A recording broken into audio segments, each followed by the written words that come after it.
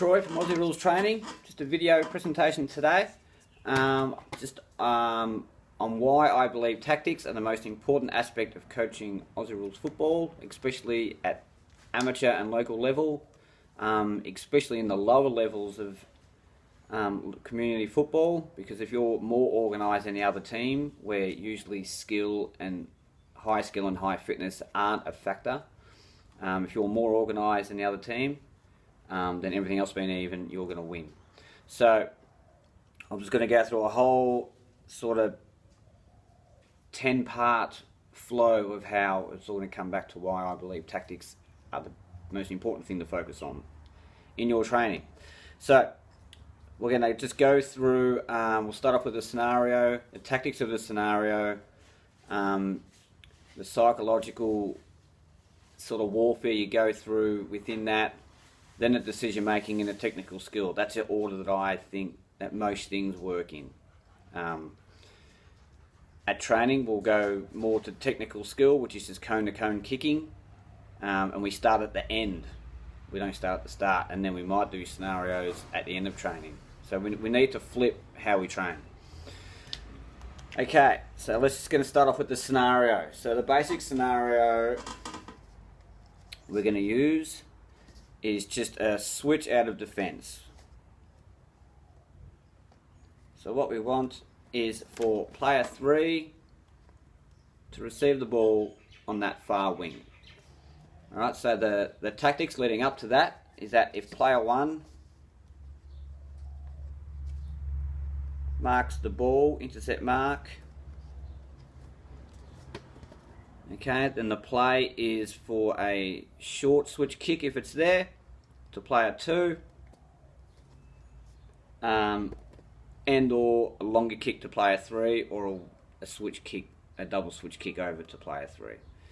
Okay, that's the tactics leading up to it. The tactics leading after it is that when we get here, if we can go inboard to player 4, that's going to open up the ground for us going forward. Okay, that's the basic scenario. All right, so when you want to lay it out on the board like this first. Have a team meeting or whatever, have a gathering. Don't just try and go out in the drill and do it. Make sure everyone knows the basic ball movement, the basic player movement of what you're trying to achieve. Okay, so we've got that. Alternatively, you might have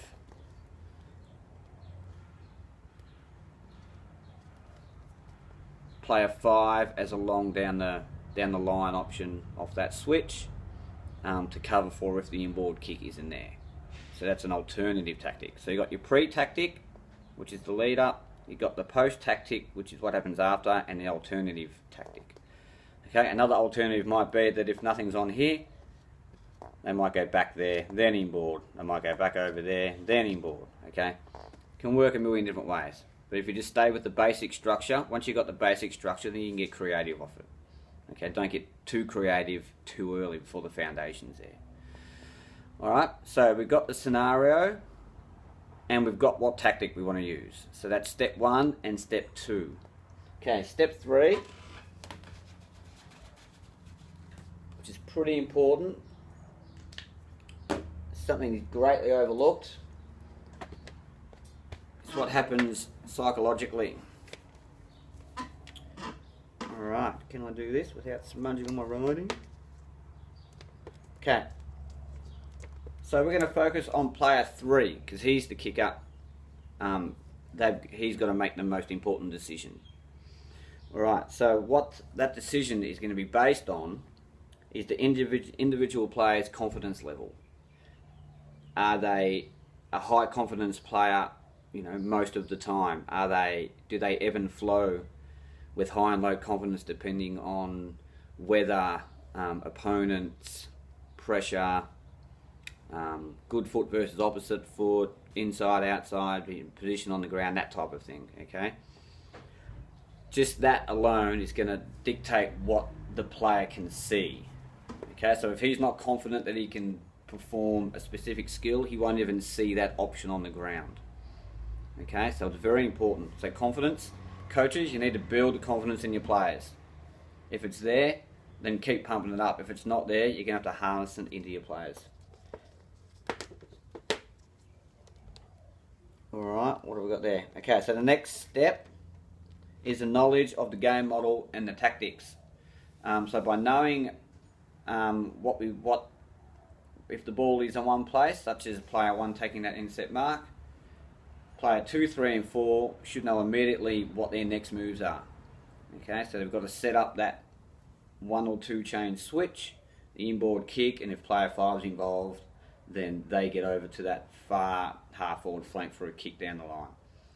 Okay, so you can already see there that if players know where they're going to go when the ball is in a certain position, they'll be faster to get to those positions. Okay, they're going to leave their defenders in the dust.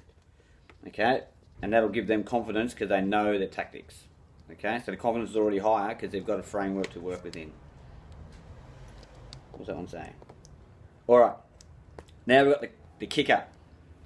Now, they're going to have, once they get the ball, and we're focusing on that inboard kick, because that's what we really want to chip off if we can, because that opens everything else up. That kicker is going to have a perceived difficulty of the kick. Does it look easy? Does it look hard? Does it look medium? He's going to have a perceived psychological pressure. Okay, if it's that right in the back line kick where I set up on the board, that's not going to be very far. Still going to be maybe in the defensive half of the ground. Like if that kick gets messed up, that can go through for a goal pretty quickly, can't it? So there's psychological pressure there if the kick isn't made. All right, so that can scare players off from taking that more attacking kick, which can set up goals, and just do that down the line out of bounds kick, which gives us territory, but it's not overly attacking, especially on turning a slow play into a fast play and catching them off guard. Then there's the physical pressure. So whether that is how close the opposition have gotten to them once they've got the ball. Okay, but because we've got the tactical bit worked out, we should hopefully get there far earlier than any other player can get there. Okay, and we'll work out why that is advantageous for us in a second. Okay, so as well as perceived pressure on the kicker, we've also got to look at the receiver. So the receiver and the perceived pressure in regards to the receiver can be the receiver itself and the kicker. So the receiver, if he's got that ball comes into him, then he could be under a fair amount of pressure with all those players pushing from the far side, pushing from the thin side to now the fat side. So where he's presented himself is where all the trackers coming in behind him. Okay, so the psychological pressure there that if I drop the mark, there's going to be players around me. Turnover could be a goal. Okay, so that's in regards to the receiver. Psychological pressure from the kicker to the receiver is, let's say we've got Josh coming, he's in the middle. Josh is pretty good, but I know that his one grab marks can sometimes be a bit off. Okay, so that could make me nervous if I need to do a low hard ball in there for him to mark. He might be able to mark it, and then that could cause a turnover. So there's psychological stress on both sides there. Then there's physical pressure as well from the receiver. Like I said before, knowing all those players are coming behind him. If there's not enough talk of, you clear, you're under pressure, that type of thing. Instructive talk, not just rubbish talk that we have a lot of in football. Okay, then that can cause some havoc with the confidence of taking the mark strongly and collecting the ball instead of letting it drop and that type of thing. Okay, so there's a lot of perception. Everything on the ground happens is the perception of the player who's involved. So what we see as coaches or other players is not what they see. So you can't just go off with them and say, why didn't you see Josh in the middle? He might have 5 reasons why he didn't see him. So if you can't find out those reasons before you go off at someone, don't go off at them. Okay? Then we've got, lastly, which is what we always look at first, is the perceived physical fatigue of the kicker. Fatigue is also a perception from the brain, not actually the brain, not your actual muscles or your energy systems. We've all seen marathon runners, how they just drag themselves over the line. Okay, that's their bodies going far beyond what their brains think they can. If our brains think that we're doing too much, they'll put the brakes on and either give us heavy legs or make us feel tired because it wants to stay in its little boundaries of where it feels comfortable. Okay, so it's perception there. It's a real thing, but all of the above that we've gone through so far, if all these are on top, then this perception of fatigue will be way lower than it normally is. So we've all had those games where everything's working out right and we're still covering kilometres and we don't feel tired, okay? Because psychologically everything's happening for us. We're all up and about, okay? And then in those games where you're 3 goals behind the whole time and your legs are heavy and you're chasing ass all day, then your perception is, geez, that game was hard, okay? But you mightn't have ran as hard or as much.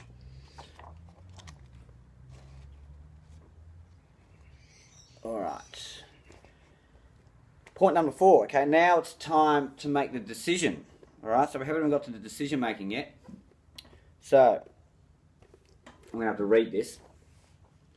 So, decision making is based on the processing all the information from above, the tactics, the scenario, the tactics, the psychological stuff going on up here, based on their current psychological state. Okay, so what do I believe I can achieve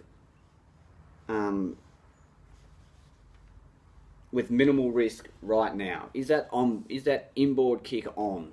Is it half on? What's the percentages that I can make it right now? Did I try a kick earlier and it didn't come off? So is my confidence now lower than what it was?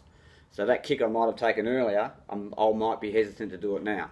Did I hit one up earlier? That was a harder kick, in which case I'm good to go on this one now, because I did a harder kick before, my confidence is high. Psychologically, my state of mind is that I can do any kick that I need to do. Alright, so this is where all this plays in.